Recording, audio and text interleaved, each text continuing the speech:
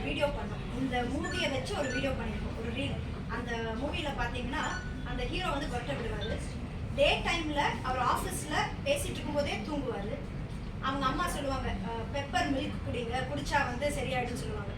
And wife வந்து எல்லாரும் பார்க்குறவங்களுக்குலாம் சொல்லுவாங்க, இந்த மாதிரி ஹஸ்பண்டுக்கு வந்து கொரட்டை விடுறாரு, ஏதாவது பண்ண முடியுமா அப்படின்னு கேட்பாரு. அந்த ஹீரோ மணிகண்டன் அவர் வந்து டே டைமில் ஃபுல்லாக தூங்கிட்டு இருப்பாரு.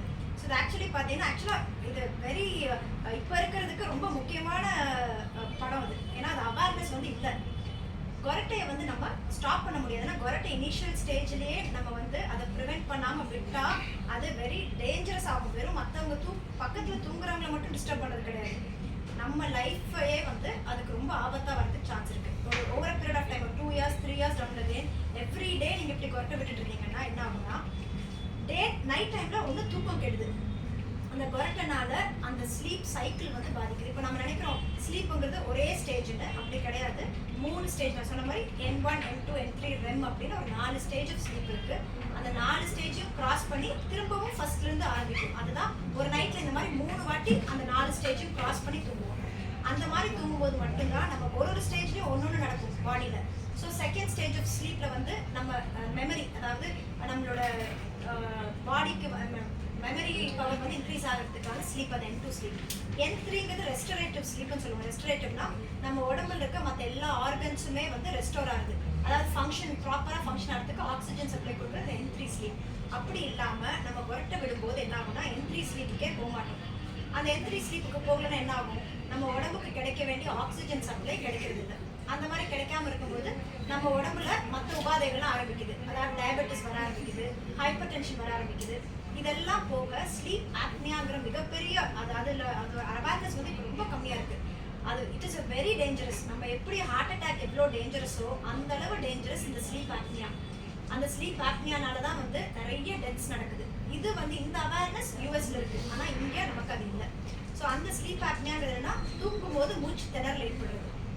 அந்த மாதிரி இனிஷியல் ஸ்டேஜில் கொஞ்சம் கொஞ்சமாக மூச்சு திணறல் ஏற்படும். ஒரு ஸ்டேஜுக்கு மேலே மூச்சு எவ்வளோ விடணுன்னே தெரியாமல் நம்ம இருக்கிறது தான் வந்து டோட்டலாக நமக்கு டெத்துக்கு கொண்டு போய் விடுறது. ஸோ இந்த படம் வந்து ஆக்சுவலி அந்த அவேர்னஸை கொண்டு வரும்னு நான் நினைக்கிறேன். அந்த ஹீரோ வந்து கொரட்டை விடுவார். ஸோ என்ன பண்ணுவாங்கன்னு நான் சொல்கிறேன். இனிஷியல் ஸ்டேஜ்லேயே வரும்போது என்னென்னா ஃபர்ஸ்ட் ஒரு ஸ்லீப் ஸ்டடின்னு பண்ணுவோம். ஸ்லீப் ஸ்டடின்னு என்னென்னா, நார்மலாக நீங்கள் தூங்கும்போது ஒரு மெஷின் அட்டாச் பண்ணிவிட்டு அந்த மெஷினில் உங்களோட மசிலோட ஆக்டிவிட்டி, உங்கள் பிரெயினில் இருக்கிற வேவ்ஸ் ஆக்டிவிட்டி, இது எல்லாமே ரெக்கார்ட் ஆகும். அந்த மாதிரி ரெக்கார்ட் ஆகும்போது நீங்கள் எந்த ஸ்டேஜில் சரியாக தூங்க மாட்டேங்கிறீங்க, எந்த ஸ்டேஜில் டிஸ்டர்ப்ட் ஆகிறீங்க. AHI இண்டெக்ஸ்னு ஒரு இண்டெக்ஸ் இருக்குது, அதாவது ஆப்னியா ஹைபாப்னியா இண்டெக்ஸ். அப்படின்னா மூச்சு திணறல் எவ்வளோ வருது அந்த இண்டெக்ஸ் ஒன்று இருக்குது. அதில் நீங்கள் எந்த லெவலில் ஃபாலோ ஆகுறீங்கன்னு பார்ப்போம். அதில் மைல்டு, மாடரேட், சிவியருங்கிற கொஷன் இருக்குது. அதில் நீங்கள் எந்த லெவலில் ஃபாலோ ஆகுறீங்கன்னு பார்த்துட்டு அதுக்கு தகுந்த மாதிரி ட்ரீட் பண்ணுவோம். ஸோ உங்களுக்கு வெறும் மைல்டில் தான் இருக்கீங்க, இப்போ தான் நீங்கள் கொரட்டை விட ஆரம்பிச்சிருக்கீங்க, அந்த ஸ்டேஜஸ்லாம் மைல்டில் தான் இருக்குதுன்னு நாங்கள் பார்த்தோம்னா சிம்பிளாக ஒரு ஓரல் அப்ளைன்ஸ், அதாவது வாயில் போடக்கூடிய ஒரு ஓரல் அப்ளைன்ஸ், உங்களுக்கு மெஷர்மெண்ட்ஸ் எடுத்துகிட்டு வாயில் ஒரு அப்ளைன்ஸ் போடுவோம். அந்த அப்ளைன்ஸ் என்ன பண்ணுன்னா உங்கள் கீழ் தடையை தூங்கும்போது முன்னாடி கொண்டு வரும். அந்த மாதிரி முன்னாடி கொண்டு வரும்போது இங்கே மூச்சு குழாய் வந்து ஃப்ரீ ஆகுது. அந்த மாதிரி ஃப்ரீ ஆகும்போது காற்று உள்ளே போகிறது நார்மலாக போகும். ஸோ அந்த ஸ்னோரிங் இருக்காது.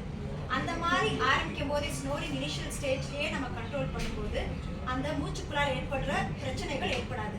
அது நெக்ஸ்ட் ஸ்டேஜான ஆப்னியாக்கோ, உங்களுக்கு பிபி வரதோ, ஹைப்பர் டென்ஷன் வரதோ கண்ட்ரோல் ஆகும்.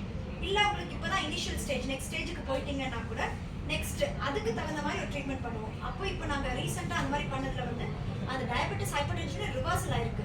ஏதாவது இனிஷியல் ஸ்டேஜ்லேயே போய் ஆரம்பிக்குது உங்களுக்கு ஹைப்பர் டென்ஷன் தான், அது அப்படியே கொஞ்சம் கொஞ்சமாக ஒரு 6 months டவுன் த லேன் நம்ம பிளட் டெஸ்ட் எடுத்து பார்த்தா டோட்டலாக ஹைப்பர் டென்ஷன் நார்மலுக்கு வந்துடுது, சுகர் லெவல்ஸ் நார்மலுக்கு வந்துடுது.